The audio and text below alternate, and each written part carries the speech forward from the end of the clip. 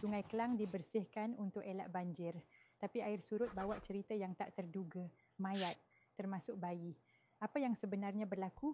Proses pembesaran dan pembersihan Sungai Klang sedang dijalankan. Satu usaha baik untuk elak bencana alam. Tapi kini terbongkar sisi gelap. Lebih 10 mayat ditemui.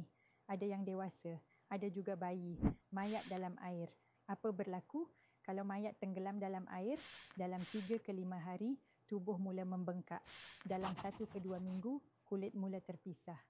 Selepas 2 ke 3 minggu, jika air tak mengalir deras dan cuaca panas, boleh tinggal tulang dan rangka. Air sungai bukan sekadar menenggelamkan, ia juga mempercepatkan proses pereputan. Isu bayi bukan sekadar zina, tapi kemanusiaan. Bayi tak bersalah. Tapi kenapa boleh jadi begini?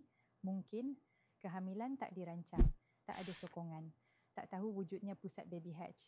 Apa itu baby hatch?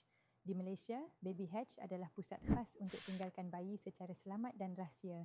Disediakan oleh badan seperti orphan care. Tak perlu daftar, tak akan ditangkap.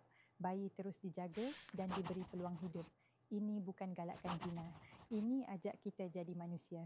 Misteri mayat, warga tempatan atau asing. Persoalan terbesar, siapa mereka yang dijumpai? Ada IC, ada waris, atau hanya manusia yang hilang jejak di bumi asing? Ramai pendatang asing yang kerja di negara kita, hilang tanpa dikesan.